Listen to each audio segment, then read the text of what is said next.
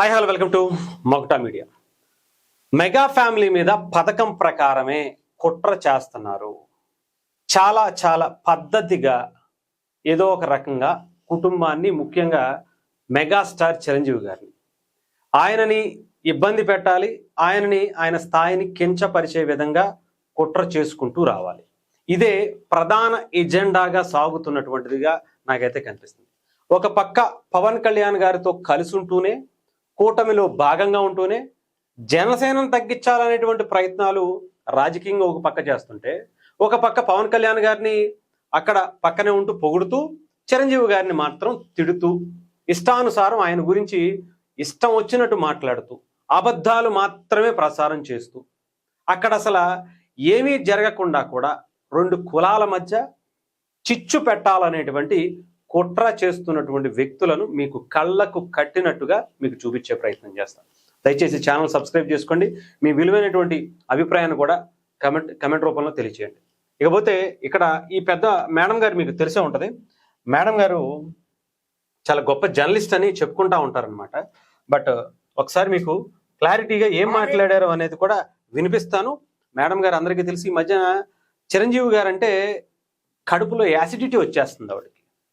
అక్కయ్య గారికి పాపం ఎక్కడ లేని కడుపు మంట వచ్చేస్తుంది చిరంజీవి గారిని చూస్తుంటే. మీకు గుర్తుందో లేదో, మొన్న మధ్యన ఒక సినిమా కోసం అనుకుంటా, ఆ సినిమా రిలీజ్ అయినప్పుడు అంట ఓన్లీ హైదరాబాద్లో 3 కోట్ల బుక్ మై షోలో 3 కోట్ల టికెట్స్ బుక్ అయ్యాయట. అసలు నిజంగా ఎంత పిచ్చి ఉండొచ్చు కానీ మరీ ఇంత పిచ్చి ఉండకూడదేమో, ఇంత కుల పిచ్చి ఉండొచ్చు కానీ మరీ ఇంత గజ్జి ఉండకూడదేమో. ఆ గజ్జితో తెగ గోకేసుకుంటుంది ఆవిడ, తెగ రక్కేస్తుంది, మామూలుగా రక్కేట్లు. అలా రక్కేసుకుని రక్తాలు వచ్చేలాగా పాపం ఆ కులపిచ్చిని ప్రదర్శిస్తున్నటువంటి వ్యక్తిగా మనం చూడొచ్చు. నాకైతే పేరు తెలియదు కానీ ఒకసారి మీకు చూపిస్తాను. మీకు చూస్తే అర్థమైపోద్ది చిరంజీవి గారి మీద ఎప్పుడు ఏ రకంగా ఆ విషం చిమ్ముదాము, అసలు ఆ కడుపు మంట తీర్చుకుందాం అనేటువంటి భావన ఆవిడలో ఎప్పుడు కనిపిస్తాను ఉంటుంది. ఆవిడ గారిని ఒక్కసారి మీకు ఇదిగోండి చూడొచ్చు. ఆవిడ ఏం మాట్లాడుతుందో కూడా ఒకసారి మీకు వినిపిస్తాను, వినండి. రేవంత్ రెడ్డి గారి కంట వచ్చారు. ఓకేనండి, చూడండి వచ్చారు. చిరంజీవి గారు లేచి కూడా నుంచోండి, చూడండి కూర్చొని దర్జాగా. చూసారా చూసారా ఆయన సీఎం కి చిరంజీవి గారు ఏంటి ఆఫ్టర్ కదా, అందుకని మర్యాద కూడా ఇవ్వలేదంట, లేచి నిలబడలేదట. ఎవరు తెలంగాణ సీఎం రేవంత్ రెడ్డి గారు. రైట్, ఇది పాపం అక్కాయి బాధ. సరే నిజమేనేమో, అసలు అదేంటి చిరంజీవి గారు నాకు తెలిసి అలా చేయరే, అలాంటి వ్యక్తిత్వం అయింది కాదే. అంటే కొంతమంది ఉంటారు, అమ్మాయి కనిపిస్తే కన్నైనా కొట్టాలి, కడుపైనా చేయాలంటారు, కానీ అలాంటి వాళ్ళ అక్కయ్యకి నచ్చుద్ది. అలాంటి వాళ్ళ కోసం 3 కోట్ల టికెట్లు తెగుతాయి అని చెప్పి తెలంగాణలో, ముఖ్యంగా హైదరాబాద్లో 1,20,00,000 మంది జనాభా ఉంటే 3 కోట్ల టికెట్లు ఎలా తెగాయో నాకైతే అర్థం కాదు. పాపం ఆవిడకే తెలియాలి. అంత కుల పిచ్చి, కుల గజ్జి అనమాట. అంటే ఎవరైనా ఎలివేషన్స్ ఇచ్చుకోవచ్చు, మరీ అంతలాగా నాకు అర్థం కాదు. ఎవరైనా కుట్రలు చేయొచ్చు, మరి ఇంత దారుణంగానా అనేది మీకు ఇప్పుడు చూపిస్తా. ఇది నిజమో కాదో మీకు చూపించేటువంటి ప్రయత్నం చేస్తా. ముఖ్యంగా అసలు వీడియో సంగతి కొద్దాం. ఇది అసలు వీడియో, ఇదిగోండి. ఇది రేవంత్ రెడ్డి గారు ఆ రోజు స్టార్టింగ్ ఆ హాల్లోకి ఎంట్రీ ఇచ్చేటువంటి ప్రదేశం, ప్లేసు, ఆ విజువల్స్ కూడా మీరు చూడొచ్చు చాలా క్లారిటీగా. వరుస పెట్టి అందరూ అక్కడ ఉన్నటువంటి వ్యక్తులు అందరూ కూడా లేచి ఆయనకి స్వాగతం పలుకుతూ, ఆయనతో షేక్ హ్యాండ్ ఇచ్చి ఆయనతో మాట్లాడుతున్నటువంటి పరిస్థితి. ఆర్ నారాయణమూర్తి గారు, అక్కడ ఉండేటువంటి వ్యక్తులు అందరూ కూడా మీరు చూసుకోవచ్చు. చిరంజీవి గారి దగ్గరికి వచ్చేటప్పటికి మీకు ఒకసారి చూపిస్తాను. ఇక్కడ ఇదిగోండి, రష్మిక మందాన, జయసుధ గారు, అక్కడ మంగ్లీ, అందరూ కూడా లేచి నుంచున్నారు. చిరంజీవి గారి మనవరాలు, అలాగే చిరంజీవి గారి భార్య సురేఖ గారు, అదిగో చిరంజీవి గారు. చూసారు ఎంత గౌరవంగా ఆయన లేచి నుంచి షేక్ హ్యాండ్ ఇచ్చి పలకరించి, ఆ తర్వాత అక్కడ కమల్ హాసన్ గారు ఉన్నారు, ఆయన కూడా లేచారు. ఆ తర్వాత అవతల ఉన్నటువంటి నాగార్జున గారు, అల్లు అరవింద్ గారు, అందరూ కూడా లేచారు. కానీ ఆవిడేం చెప్పిందో తెలుసా, ఇక్కడ చాలా క్లియర్ గా కూర్చున్న వాళ్ళందరూ కూడా మీకు అర్థమైపోయి ఉంటుంది ఇక్కడ జరిగింది ఇది. కానీ ఏమని పోర్ట్రేట్ చేసిందో మీకు ఆ వీడియో కూడా, అసలు వీడియో చూపించేటువంటి ప్రయత్నం చేస్తా.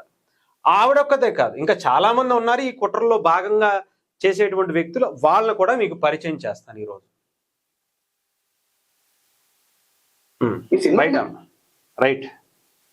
పాపం ఇక్కడ అక్క గురించి ఒకసారి మాట్లాడు. అక్క సదరు ఒక ఇంటర్వ్యూ చేస్తున్నారు. ఆవిడ స్టైల్ చూసారా, చాలా బాగుంటుంది. అసలు మామూలు స్టైల్ కదా అక్కది. అక్క స్టైల్కి ఒక సపరేట్ ఫ్యాన్ బేస్ ఉంటుంది. కుల గజ్జి ఉండేటువంటి ఫ్యాన్ బేస్ చాలా మంది ఉంటుంది. ఆ స్టైల్ చూసారా. ఆమె జర్నలిస్ట్ అని నాకైతే అంతకుముందు తెలియదు, కానీ ఈ మధ్యనే కనిపిస్తూ ఉంది. సో సరే, ఏదైనా కానివ్వండి.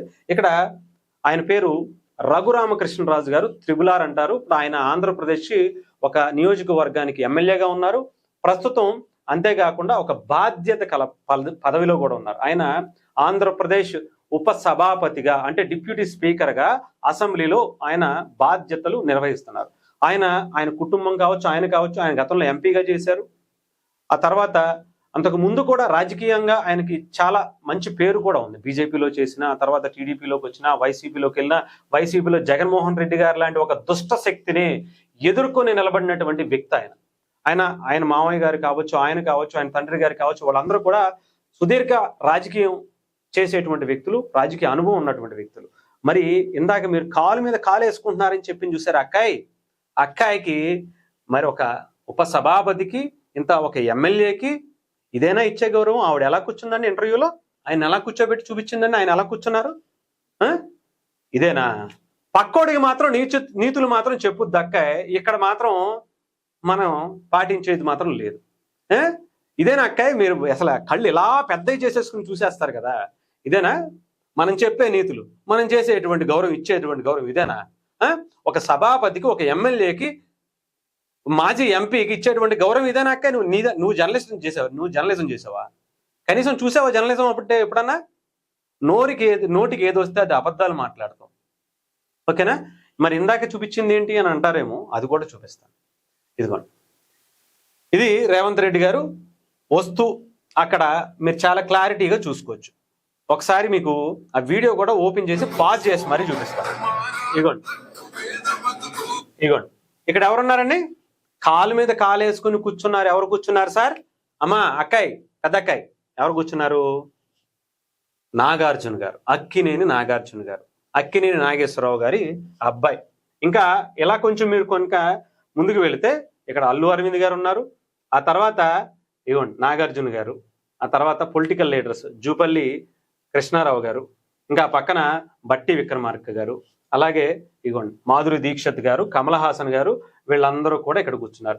ఇప్పుడు ఆవిడ చూపించినటువంటి అసలు వీడియో ఇదే. ఇక్కడ మీరు చాలా క్లారిటీగా చూడండి. చిరంజీవి గారు మీరు ఇక్కడ క్లారిటీగా చూస్తున్నారు. కాలు మీద కాలు వేసుకుని కూర్చున్నారు అని చెప్పింది. అదిగో కాలు మీద కాలు వేసుకుని కూర్చున్నారు. ఆయన దగ్గరకు వచ్చేటప్పుడు చిరంజీవి గారు ఏం చేశారో చూడండి. కాలు మీద కాలు తీసేసి కూర్చోబెట్టారు. మరి ఇందాక చూపించింది ఏంటి, ఇదేంటి అని అంటారేమో.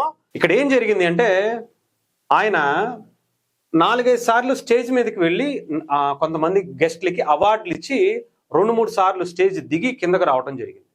ఆ వచ్చినటువంటి టైంలో అందరూ ఎలా అయితే కూర్చున్నారో చిరంజీవి గారు కూడా అలాగే కూర్చున్నారు. కానీ ఆవిడ ఈ ఒక్క ఇక్కడ జస్ట్ దీన్ని మాత్రం క్లోజ్ గా పెట్టి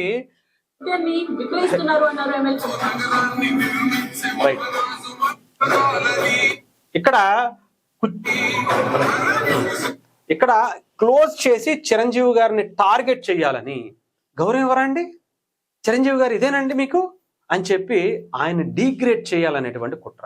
ఎందుకు అంటే రీసెంట్గా ఆంధ్రప్రదేశ్ గురించి ఆయన ఎక్కడా కూడా చంద్రబాబు నాయుడు గారి గురించి కానీ, లోకేష్ గారి గురించి కానీ, చంద్రబాబు నాయుడు గారికి సినిమా ఇండస్ట్రీకి ఉన్నటువంటి అవినాభావ సంబంధం గురించి కానీ, ఆయనకి సినిమా ఇండస్ట్రీకి ఉండేటువంటి ఆ బంధుత్వం గురించి కానీ చాలా గొప్పగా మాట్లాడారు. ఇప్పుడే కాదు, చాలా సందర్భాల్లో చిరంజీవి గారు చంద్రబాబు నాయుడు గారిని ఆకాశానికి ఎత్తినటువంటి పరిస్థితి చాలా సందర్భాల్లో ఉంది. కానీ మొన్న గద్దర్ అవార్డ్స్ ఇచ్చేటప్పుడు అక్కడ కూడా ఇస్తే బాగుంటుంది సార్, దయచేసి ప్రోత్సాహకాలు ఇవ్వండి. చాలా మంది సినిమా ఇండస్ట్రీలో చాలా మంది కళాకారులు ఉన్నారు, టెక్నీషియన్స్ ఉన్నారు, వాళ్ళు ఇస్తే కనుక బాగుంటుందండి. గత ప్రభుత్వం ఎలాగో చేయలేదు సార్ అన్నట్టుగా అని చెప్పారు. అది అక్కడ ఉన్నటువంటి వాళ్ళందరూ కూడా బాగానే ఉన్నారు. అక్కడ ఉన్నటువంటి ప్రభుత్వం కూడా దానికి స్పందించింది. కందులు దుర్గేష్ గారు కూడా ప్రతిస్పందనగా తెలియజేశారు. కానీ అక్కాయికి మాత్రం కడుపులో రగిలిపోతుంది, మామూలుగా రగలలా గూకేసుకుంటుంది. ఇక రచ్చ మొత్తం రక్తాలు వచ్చేలా గూకేసుకుంటుంది కులగజ్జితో. ఇక్కడ చిరంజీవి గారిని డీగ్రేడ్ చేయడం, దీనివల్ల ఆవిడకి ఏం వస్తుందో నాకైతే తెలియదు. కానీ నాకైతే మాత్రం వెంటనే ఆవిడ్ని తీసుకొచ్చి ఏ పిచ్చి ఆసుపత్రిలో అయినా సరే చూపించాలి, లేదా నాకైతే అనిపించింది ఏంటంటే ఆవిడ ఆంధ్రప్రదేశ్లో కుట్ర చేస్తుంది. 2 కులాల మధ్య, 2 వర్గాల మధ్య ఒక చిచ్చు రాజేసేటువంటి ప్లాన్ చేసుకుంటూ అదే పనిగా పనిచేస్తుంది. ఆవిడతో పాటు ఇప్పుడు ఈ వీడియో పెట్టినటువంటి వ్యక్తి గురించి కూడా మీకు మాట్లాడతా. ఎవరో నాకైతే ఈ బఫూను నాకు తెలియదు, కానీ ఈ సినిమా బ్యాచ్కి ఎందుకంత గువ్వ బలుపో చూసారా అని ఈ వీడియో పెట్టి మాట్లాడారు. ముఖ్యమంత్రిని చూసి కనీసం లేవలేకపోయినా సరే కాలు మీద కాలేసుకుని కూర్చోవడం ఏంటి, సంస్కారహీనులు అని చెప్పి మాట్లాడింది. అందరి గురించి అక్కడ సినిమాకి సంబంధించినటువంటి వ్యక్తులు ఉన్నారని సినిమా బ్యాచ్ అంటే అక్కడ డిప్యూటీ స్పీకర్ గా ఉన్నటువంటి బట్టి విక్రమార్క గారు లేరా? కళ్ళు మింగాయా సదరు ఈ వెబ్సైట్ ఈ ఛానల్ ఇది పెట్టినటువంటి వ్యక్తికి కళ్ళు ఎక్కడ మింగాడు అనేది ఆలోచించుకోవాలి. అక్కడ జూపల్లి కృష్ణారావు గారు లేరా? మిగతాకి సంబంధించినటువంటి వ్యక్తులు లేరా? వాళ్ళెవరో కూడా లేదా? ఇక్కడ ఆయన స్టేజ్ మీదకి 2-3 సార్లు వెళ్ళి వచ్చేటువంటి సందర్భంలో ఎవరూ లెగలా. రాజకీయ నాయకులు లెగలేదు, సినిమా ఇండస్ట్రీకి సంబంధించినటువంటి వ్యక్తులు లెగలేదు, నార్మల్ గా ఉండేటువంటి సాధారణ జనాలు కూడా ఎవరు లెగలేదు. ఎందుకంటే అన్నిసార్లు ప్రోటోకాల్ పాటించాల్సినటువంటి అవసరం లేదు. ఆయన వచ్చేటప్పుడు మీకు ఇందాక చూపించాను కదా ఆ వీడియోలో, ఆయన సాధారణంగా అందరూ లేచి కరతాళ ధ్వనులతో వెల్కమ్ చెప్పి ఆయనని పక్కన కూర్చోబెట్టుకున్నటువంటి పరిస్థితి అందరికీ ఉంది. కానీ ఈ కుట్రతో చేసేటువంటి ఇలాంటి వ్యక్తులు, ఆ అక్క లాంటి వ్యక్తులు చూడండి, కుల గజ్జి ఎంత ఎక్కేసిందో ఇప్పుడు కొట్టుకుంటున్నారనమాట. ఇక్కడ నాకైతే ఏం అర్థమైందంటే వీళ్ళకి బతకటం చేతగట్ల. రోడ్డు మీద కుక్క బతుకుతుంది, మీరు బతకలేకపోతున్నారే. రోడ్డు మీద ఆ గుళ్ళమట అక్కడ అడుక్కునే వాళ్ళు కూడా ఏదో ఒక రూపంగా అడుక్కుని ₹1 సంపాదించుకున్నారు. కానీ ఇదేం బతుకు, ఇంత దరిద్రమైనటువంటి బతుకేనా? ఇంత దరిద్రమైన బతుకు బతకాల్సిందేనా? ఎందుకు ఈ బతుకుతున్నారో ఆలోచించుకోండి. కుల గజ్జి ఉండొచ్చు, గోక్కోండి, బాగా గోక్కోండి. అమ్మాయిలకి ముద్దైనా పెట్టాలి, కడుపైనా చేయాలన్న వాళ్ళకి మీరు బాగా గోక్కోండి. ఇక్కడ సమాజానికి మంచి చేస్తూ కొన్ని 100 కోట్లు ఆయన కష్టార్జితం పెడుతున్నటువంటి వ్యక్తి మీద మీ కుల గజ్జి చూపిస్తే జాగ్రత్త, ఒళ్ళు దగ్గర పెట్టుకోండి. మీ ఇంటికి ఆయన ఇల్లు ఎంత దూరం, ఆయన ఇంటికి మీ ఇంటి కూడా అంతే దూరం. అర్థమైందా? మీ ఫ్యాన్స్కి ఆయన ఫ్యాన్స్ ఎంత దూరం, ఆయన ఫ్యాన్స్కి మీ ఫ్యాన్స్ కూడా అంతే దూరం.